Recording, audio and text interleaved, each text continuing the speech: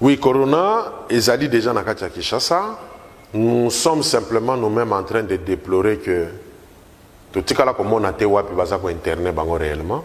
On te basé sur secret professionnel. Na habité ce que l'hôpital les a secret professionnel. Voilà. L'hôpital n'a jamais été un secret professionnel. Dans la commission où le président de la République a tué docteur Muyembe, où dans a respecté mingi, mais docteur Muyembe comme journaliste. Tous on a besoin d'aller à la télévision quand il s'agit sur l'élo, to kuti sous bateau autant il y a corona, autant bakoufi. Ça c'est tuer le peuple à l'avance. Mutunyo sabangaka o memaye esiko ya yebité. Mais pas là qui sabiso, pas filmer place wana communication, il y a gouverneur, il y a ville à Kinshasa ezali zéro.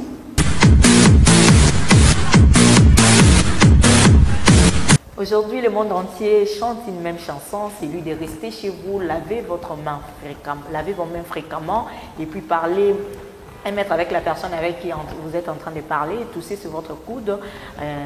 Le confinement se parle dans tout le monde, hein. C'est dans les États-Unis, en France, en Belgique, donc en Asie, en Afrique, en Amérique, partout ailleurs. Ici en Kinshasa, est-ce que le confinement est allé?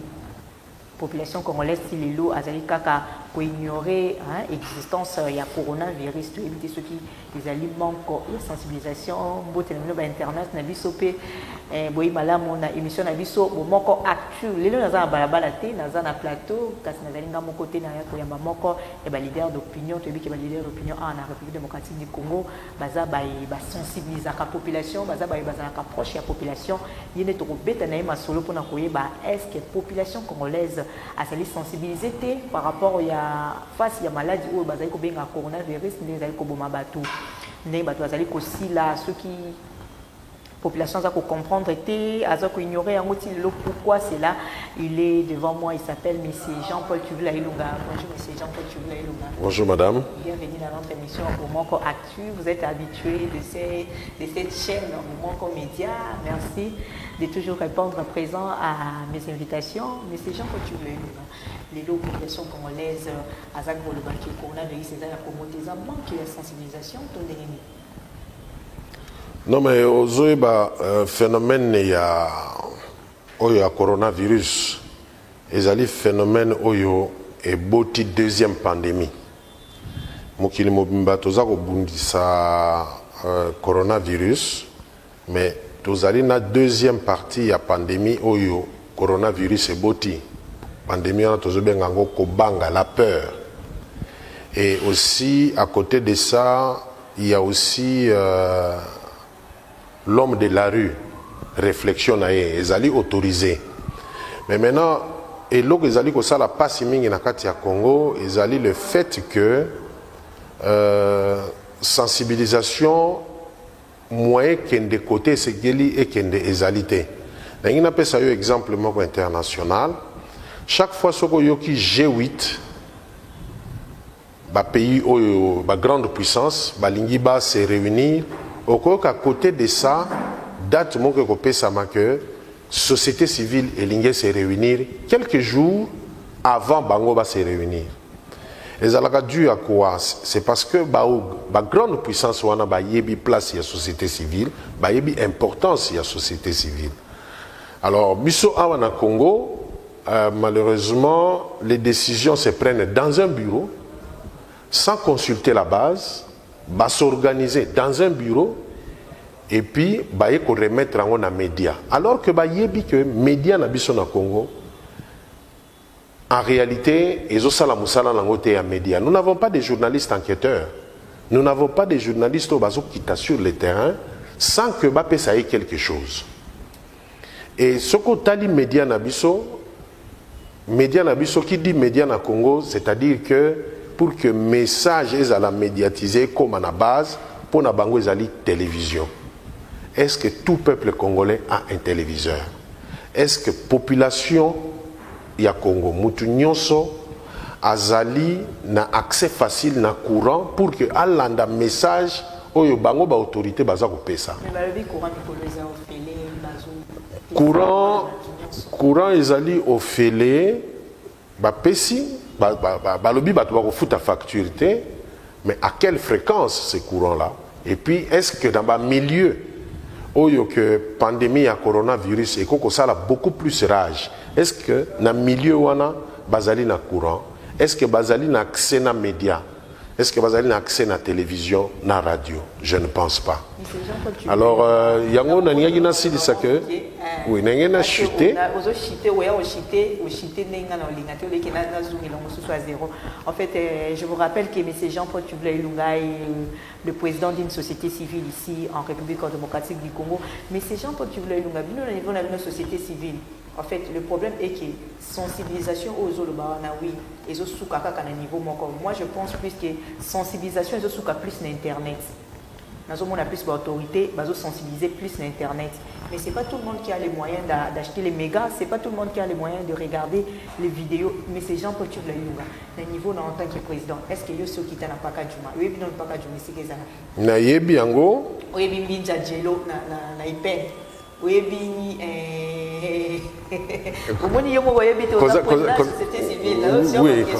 non, non, Ezali Bakon et Toyebi, mais est-ce qu'à cette période ici, on a fréquenté Ango? Non, on a fréquenté Ango. Pourquoi? Parce que on est un peu limité par les mouvements, les déplacements, mais Tozali n'a pas base na bisokuna, Tozali n'a pas représentation, il y a société civile, il y a Ngasa Fachi, Ezali n'a pas quoi wana nyoso. La difficulté c'est quoi? Collaboration entre autorités dans la société civile et alité. Bazokanisa que société civile, Tozaliwana pour les emmerder. C'est pourquoi Bisso, comme nous devons protéger notre population, Tozali obligé de travailler avec nos petits moyens et faire un effort, avoir l'information, n'engue batunion sur bazo zuelango na télévision et non pas dans une réunion. Depuis Babanda, n'engue batche commission oyo batche. Aucune fois, société civile va inviter Bisso, même dans une salle, pour que tu discutes, même si nous sommes à 10, tu discuter dans l'autorité, tu peux voir, il y a une réalité, où tu peux terrain, où tu peux vivre. Parce que nous vivons avec la population et nous compatissons avec la population. Mais Bango, bien sûr, tu peux si Bango mandat les pour que vivre dans Bisso, mais pas. Que basala musala yo biso selon rapport au biso tozo pesa bango rencontre on etika la osala matin confiance à la société civile parce que avant ba élection où tu ko voter pour Fatia Bima président de la République au monde qui va société civile est belé mais en avoir les lots tout yo ka sous comme ba société civile était là pour société civile pour que la bino boy ils ont pandi à président de la République ba société civile moi je pense que ils ont mon andé basa sous la confiance na binoté bazo tia bino sous na isika na binoté parce que na la société civile les na isika na gouvernement mais les lots les yo mo là est-ce que bazo pesa bino sous confiance té confiance bakoko bungi sa confiance dans la société civile parce que société civile biso de te bango kunati biso de te pesi bango mandat banda na président de la République tina ba député même ba député provincial biso de te pesi bango musala ba vous en confiance na biso tendeni donc bazako se reprocher de quelque chose ba yebi nini to solo là avant que bazwa mandat siko bazako mituna depuis bazali wana ti lelo ba komeli wapi. C'est ça le problème. La société civile, nous avons besoin de la partie à Nekobati, la société civile, nous avons besoin de changer comment parti politique. Il y a généraliser alors que les ont une mission depuis le début. Mais est-ce que Bissot peut avoir une mission? On n'a pas cette mission-là. Le problème n'est pas de remplacer qui que ce soit. Parce que pour les remplacer, il faut toser la période d'élection. Et puis, à ce que je sache, est que vous avez la volonté à travailler dans la société civile, et n'allez pas nécessairement pour remplacer ceux qui sont là ou pour prendre le pouvoir. Le plus important est que, qu'est-ce que je dois faire? Jésus-Christ était venu dans mon kilio, à quoi vous avez l'empereur. Mais à ça, il est resté du côté société civile. Mais a accompli ça qui mission n'a eu, les autres bénéficiaires. Donc c'est pour dire que pour la population, le plus important est d'aller au pouvoir. Bao bazali na pouvoir, ne bazali na biso besoin. Ce qui les lots n'engozolo bana que bazasu na biso confiance, c'est qu'ils se reprochent de quelque chose. Alors et logo bazako se reprocher biso dozo mitu na ti lelo. Yangwana même à la clôture, il y a plutôt na ouverture à congrès na biso, na lobaka que les autorités congolaises doivent être disponibles. C'est pourquoi baza kozwa ba décision sans impact. Lelo, est-ce que tozali na likambo ya que esengeli to combattre coronavirus? Est-ce que likambo wana ezali ya mokonzi? Ezali likambo na biso peuple. Alors pourquoi est-ce que nous ne sommes pas associés place au baza kozwa ba décision à impact na kati ya population? Yango wana soko kei na profondeur mingi okomitu na est-ce que au Congo nous avons des politiciens? Parce que politiciens ça la politique sur base des informations réelles na ba concertation réelle oyo azu conclusion nango.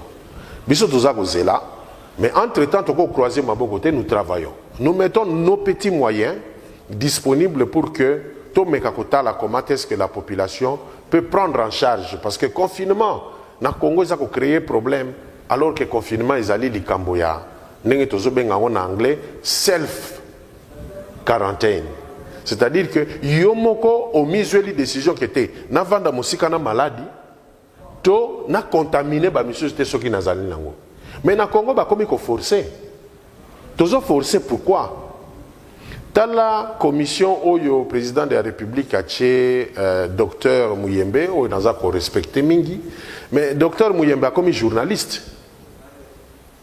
A comme il peut savoir son rapport, il y a qui batuba koufaki, il y a comme maladie. Est-ce que c'est ça la mission primaire? Bino ba journaliste c'est comme au salamsani. Bino il fallait pas nous informer, bino na pourquoi. Et zali triste na mona ki pe yango ministère de la santé ba créer chaîne alors que tozali na RTNC tozali na ba chaîne oyo l'état tchaki déjà bazana besoin de subvention il fallait mbongo wana et subventionner. Vous voyez la médiocrité des décisions prises nde eloko biso société civile tozali ko regretter mingi parce que ce ne sont pas des super hommes oyo azali ministre lelo azali super te azaka ndenge biso ba misusu tozali mais topesi un mandat à travers mokozi mboka azu mandat. Mais au lieu de la base, à la société civile en contact, c'était subvention. Bon, on appelle ça RTNC 1, on ça RTNC 2. C'est une subvention. Oh, il y a ça 1 plus parce que la chaîne là par manque de moyens. Et ce qui va réveiller, il n'y a que ça un plus. Les lots, ils doivent faire encore une campagne pour que la chaîne soit bana. Concernant docteur Muyembe, que je respecte beaucoup, a commis journaliste, a commis rapporteur. On se pose la question sur les lignes de missionnaires. Yé et Sengele Ayende koye bisabiso voilà, na niveau oyo to komi sikoyo, le Congo est capable ya ko soigner, a kobi na capacité ya ko soigner batu. Tozui qui sitel na qui sitel momentanément yango ils ont soigné. Tozana besoin te aller kaka na télévision koye bisabiso lelo to kuti sous batu autant ya corona, autant bakoufi. Ça c'est tuer le peuple à l'avance. Oyebi soki bazala ka mikolo nyonso bazo biso batu ba komi nombre boy o ba o bakufaki okoko bela corona sans que obela corona yango na lelo batu ebele bazo se retrouver que par rapport il y a confinement reporté confinement total reporté yango pesa à la base il y a multiplication à cas parce qu'avant on avait moins de 50 cas juste après confinement total reporté population a été exposée à la contamination niveau en tant que société civile parce que aujourd'hui la population vous avez quoi la population la population par rapport à ça la décision a été prise au Mokozi Azwaki et allé Mokozi nyonso neti papa nyonso akokozwa décision wana pour que nenga kananda kokoloba lelo boko bimate parce que libanda climat ambienté c'est tout à fait normal. Mais là, cette décision a été prise encore une fois sans concertation. Mokozi avant d'aller dans le bureau, a tenu peut-être moto à gauche à droite, a signé. Mais ça a créé et loko yotoko benga que ce qui réellement coronavirus, c'est là qui déjà na stade avancé na katia Congo, na katia Kinshasa et il y a des ala grave na stade d'autozali nangolelo. Pourquoi? Parce que on ne pouvait plus se contrôler batu ba mona kinetike bazo kendo kangela biso na kati andako alors que zali eloko biso moko il fallait tous zongo en charge et puis tous s'organiser pour que mutura muta bena to ngato ko maga bani wa mona kaka balabala ekomi kimia mais tellement basala ki ngo brusquement et permettant que même pas société civile ait anticipé. Oyebi mon konzi décision na ezalaka malamu mingi société civile est précédée. Nde ya ko bimisa décision. Tala ba décision neti ya mai wana tozo féliciter makasi premier ministre décision ya ba facture à mai na courant to futate pendant 2 mois ezalaki déjà demande na biso. Voilà, ezaki demande na biso na kati ya déclaration to salaki avant que la décision soit prise. C'est pour dire que ce qui mokonzi a commis ko faire anticiper société civile avant que azwa décision et que zala malamu mingi parce que akozala na ba paramètres nyonso. Le confinement a échoué. Tous avons espéré que deuxième tranche ou encore à la deuxième décision ça va marcher. Pourquoi? Parce que Bissomongo tous a d'abord effort ou anapé sur le terrain à faire comprendre la population que confinement ezali kambo mokozité ezali kambo ya yonangai toyo kana yo vana na chambre non ngapena vana na chambre nanga to s'observer total est-ce que tous en bonne santé avant que to contaminer bana to contaminer ba voisins ainsi de suite. C'est comme ça que ça doit fonctionner. Alors nakosenga mingi que to focaliser que tous la ba maladie pour bazala soigner. Comment est-ce que nous à notre niveau avec de grands professeurs d'université tous en grands chercheurs dans le domaine médical, est-ce qu'on peut anticiper l'action? To longo la peine à la population la peur kobanga parce que tu sais à force de suivre seulement ce qu'on l'indique babilo quoi corona pendant 1 heure du temps dans les médias. Je crois après 1 heure du temps qu'on mieux connaît tu poses sous corona. Il y a un autre à cause batu, il y avait même jeune bakenda qui tina inerbe bakenda que parce que azomiyo kaneti azobela tango baboko yamba ekuna bengi ngai au président ndenge nga na komi na inerbe mais bazo yamba ngate ese na bi mais comment d'abord oyebi ko za malade habité président vraiment ndenge na zomiyo ka ainsi de ese na bi benga na numéro de téléphone il a appelé le 101 à partir de ya téléphone le monsieur est guéri c'est-à-dire qu'azalaki na corona te ezali pe panique oyebi mutu akufa parce que amoni accident na moni nanga accident ngande naza na kati accident te ngana kufi o kuto asali accident ya kufite. Ce sont des faits psychologiques oyo ba médecins psychologues ba yebi yango. Est-ce qu'on fait participer tous ces gens-là? Les Congolais nous sommes forts, nous sommes solides, nous pouvons faire face na makambo maladie et nous pouvons aider à ce que maladie disparaître par simple confinement. Mais batika ko chabiso mobangi mutu munene neti docteur Muyembe a comme rapporteur oyo ke ba journaliste musala ba journaliste ba kopesa kabiso chaque jour. Je ne vois pas pourquoi il faut apparaître na télévision tous les jours pour apesa kabiso ba nombre wana azonga na labo abimela biso na kisi ndenga salaki na Ebola. Par rapport il y a cas de décès, cas de décès, bazo pesa biso ka Nicolo ba comme pesa biso cas de décès. Pourtant na Italie kota la ba décès ça vraiment sous mingi ba comme kaka ba guérison, autant de personnes sont guéries. Ah na Kinshasa comme autant de personnes sont mortes, autant de personnes sont mortes. La plupart de ces personnes baza ba utaki étranger, ba utaki poto paraît-il. Est-ce que population azaka na posa bato bazo bika bazate na ngamu na population congolaise azoli na MPA ba parce que kuna niveau na bango oyebi ke bazo ko repesa biso vraiment information te et pour le bien sopé bino en tant que société civile et loko ni boye na ngosala parce que ba Black Lino na Paris kuna Kevin Black Lino Paris Londres et Meunda baza ko tuna balobi société civile za na ndenge bozo lela kaka na niveau o bozo na niveau ya ko lela te. Vous pouvez faire quoi pour la République et vous demandez quoi au président de la République en tant que société civile? Bon, en tant que Ngassa Fachi, d'abord, nous nous sommes organisés en province comme à la capitale par l'opération sensibilisation Topsaliba affiche. Nous sommes passés même à l'étape, il y a qu'à distribuer le savon parce que à Sokola plusieurs fois par jour, Maboko Naye. Comme nous n'avons pas assez de moyens, nous avons essayé de faire avec les moyens de bord. Savon liquide, tellement mati primingi, nous nous sommes rabattus dans savon monganga. Oyo que toza kobosa na kezali savon médical. Donc nous avons fait ces actions dans l'Omami. On a fait c'est là où Ngassa a commencé. Après toyo kozonga na Kinshasa le temps de se préparer. Sokotali to landisi caméra te. pour qu'on fasse le boom de la presse. Non, notre problème n'est pas vraiment boom il y a presse. Le problème c'est que est-ce que la population est en contact avec la vraie information.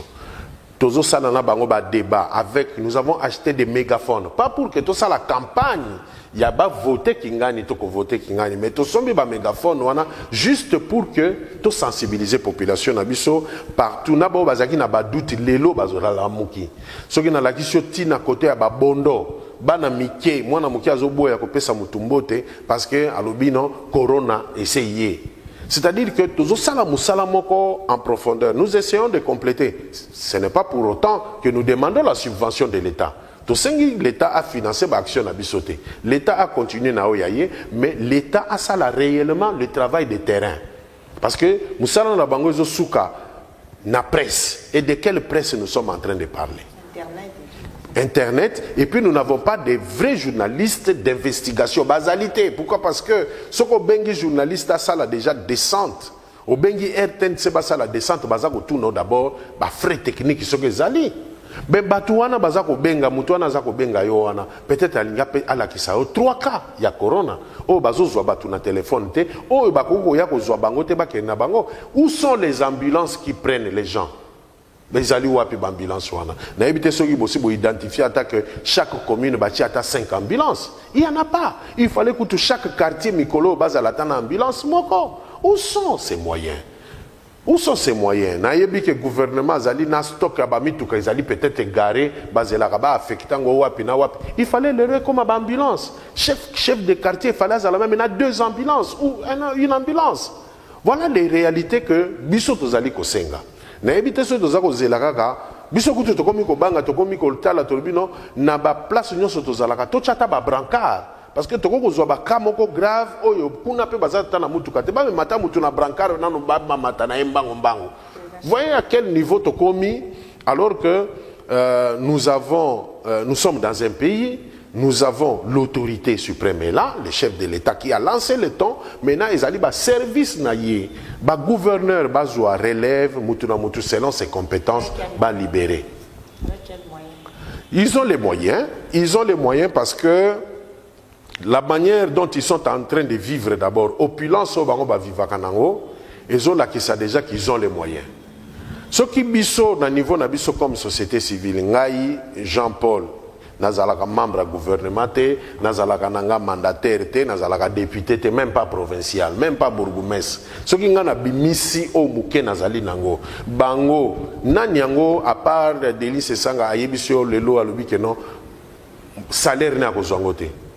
Est-ce que tous les ministres ne peuvent pas faire ça? Est-ce que les députés ne peuvent pas sacrifier?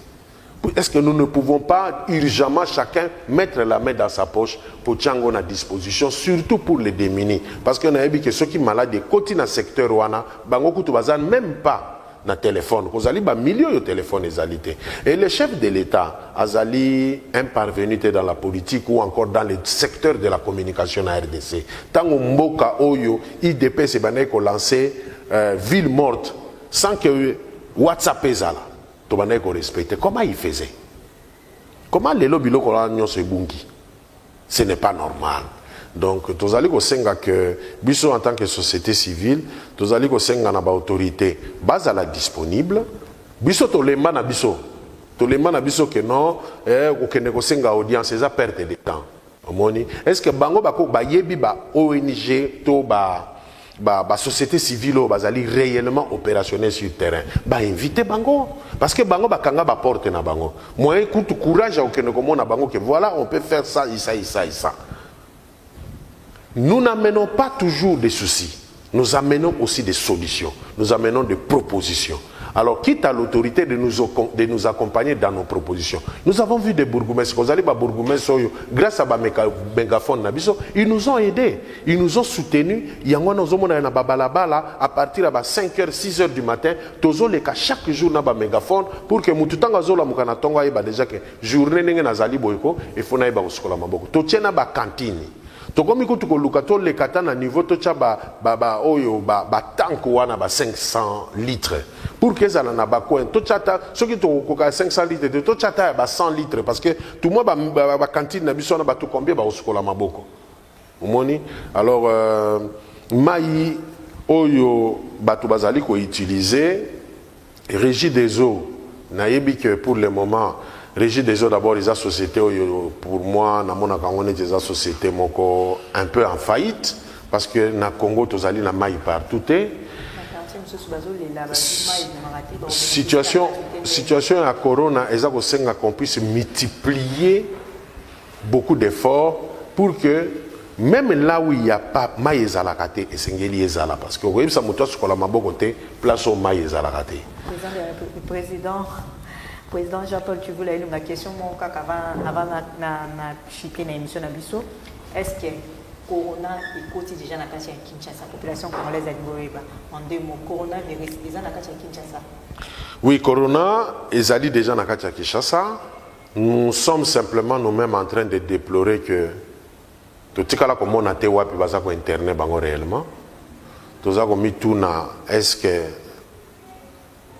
bakendaka na bato wana pour que bazala vraiment soigné bazotia bango wapi tolingi tomona ata na bilili so baboyi ke biso tokoma tomona ata na bilili tolingi nous voulons des preuves que bato na biso bazali kobela bazali internet wapi dans des conditions ya ndenge nini parce que soko tali façon yo muto azali ko banga ko kende na quarantaine ba biso babino ko kende sika oyo ko zwa soin mutu wana azali ko banga azo moyeni tikutu ezali kutu bien ocha na prison to ocha na makala. C'est pour dire que psychologiquement mutu nyoso banga ka omema e siko ya yebite mais bala ki sabiso ba filmer place wana bala ki sabiso to mona ki babilili ya soki Rwanda to mona babilili ya Kenya place oyo balakisi ke batu oyo bazali komema bango pona soin bazola la place telle bazana ba condition boy ndelo tozali ko senga ti le loto mona kango te bazo yebisa biso secret professionnel na yebite soki hôpital les alaka secret professionnel. Voilà. L'hôpital n'a jamais été un secret professionnel et secret to yeba hôpital to mona ba condition ni ba ko cha batu wana ba condition ni ba ko internet bango balakisa biso bilongi ya batu wana te mais balakisa biso ke bazo kende wapi et puis ba ko vana na ba condition nini et puis il mange comment qui finance kolia na bango soki kolia na bango ezali pasi baye balo bakasi bandeko na bango bando préparer biloko ya kolia baya nango batiki et puis bango moko ba okotsa biloko ya kolia c'est bon mais par ailleurs eloko monsieur ezali ko affecter biso makasi na niveau ya société civile ezali que